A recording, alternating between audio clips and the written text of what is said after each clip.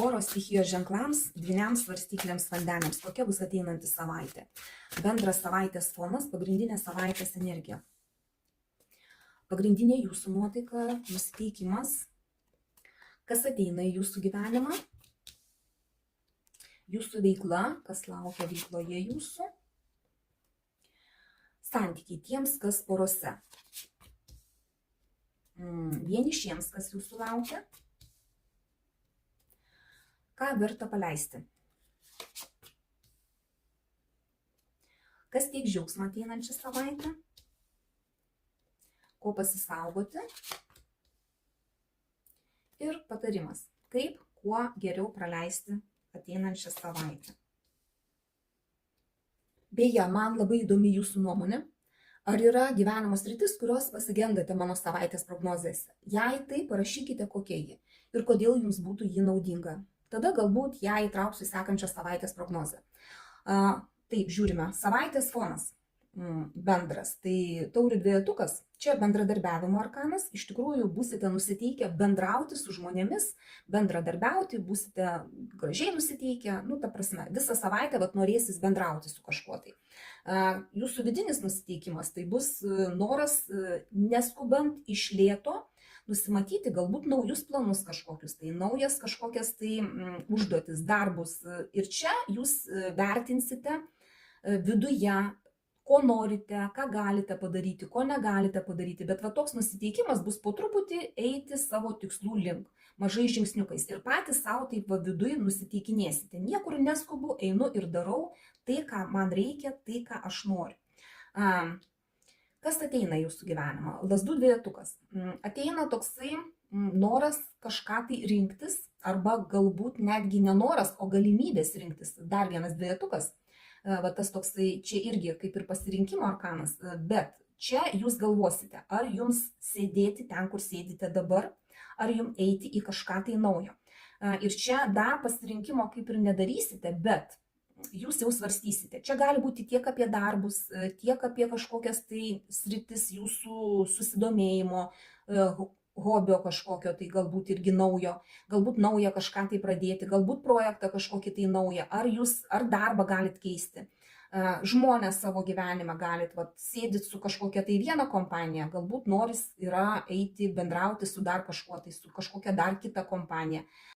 Arba turite kažkokią tai vieną situaciją ir norite kažką tai naujo į tą situaciją įnešti. Tiesiog ateina kažkoks tai pasirinkimas, kurį reikės daryti ateinančią savaitę. Kas liečia jūsų darbus, tai darbo arkanas ir iškrito, bus monotonija darbuose, taip kaip visada, tokia rutina. Darysit tą, ką įpratę, ką pastoviai daro, darbas toksai. Pinigai uždirbami. Kiek dirbsite, tiek turėsite. Čia pagal finansus. Asmeniniai santykiai, dar vienas dvejetukas, iš tikrųjų daug dvejetukų ateinančią savaitę, dar vienas pasirinkimo arkanas, bet čia taip pat jūs nenorėsite daryti pasirinkimų, galbūt nenorėsite matyti visos informacijos, kuri jums ateina, arba neturėsite pakankamai informacijos, kad padaryti pasirinkimą. Ir čia dar irgi tokios dvejonės bus dėl pasirinkimų. Imti, daryti, bendrauti, nebendrauti, priimti kažką naujo, nepriimti, galbūt irgi čia su santykiais gali būti ir pasirinkimai kažkokie tai, galbūt važiuoti, nevažiuoti, eiti, daryti, žodžiu, čia bus galva susukta tokiais kažkokiais tai pasirinkimais, kurių dar jūs nedarysite ateinančią savaitę. Jūs tiesiog galvosite apie juos. Tiems, kas vieniši, tai čia stabilumas pas jūs jau. Jūs greičiausiai ilgą laiką esate vieniši ir jums visai normalu. Tas vienišumas, galbūt jūs bendraujate su kažkuo, bet nekuriat porų. Ir netgi tai, kas yra jums siūloma, galbūt kažkokios tai naujos pažintys atsiranda, jums nelabai tinka. Čia ir gali irgi atsirasti naujų pažinčių ateinančią savaitę, bet jums taip, kad kurtumėt porą, kažkaip nebus įdomu. Kažko kito norėsis, arba tie nauji žmonės netitiks jūsų reikalavimų kažkokių tai, žodžiu, kažkas tai tokio neduos. Jūs dar kažkaip tai norėsite būti vieni, jums tai bus gerai. Ką paleisti? Vertėtų ką paleisti. Čia iš tikrųjų vienišumo arkanas.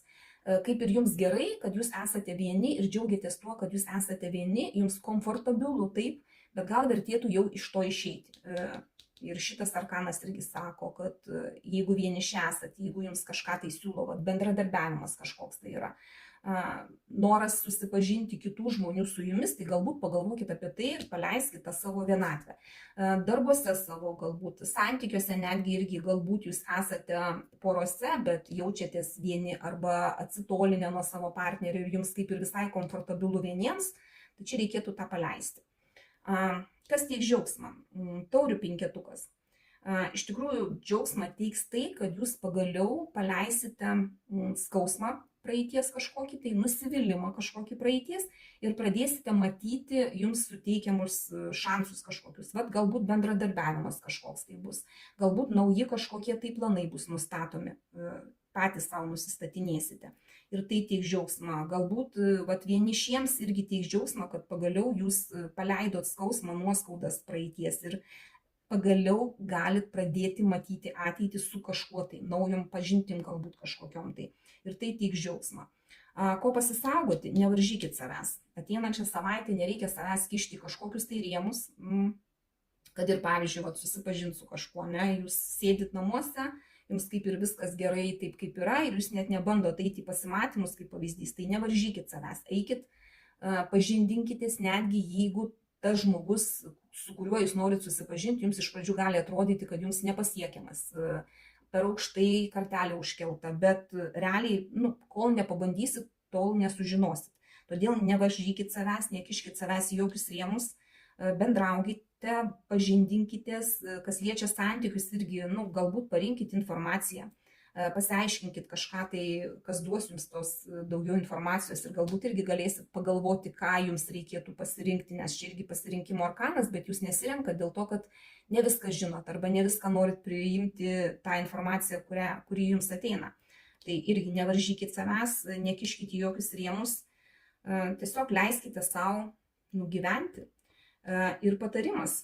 Saiko arkanas sako, kad niekur nereikia skubėti, kad iš lėto viską daryti, bet kaip vidinis jūsų nusiteikimas ir bus toksai, darau viską iš lėto tam, kad apsvarstyčiau tai, kas reikalinga man, tam, kad skubėdamas nepadaryčiau kažkokių tai neteisingų pasirinkimų.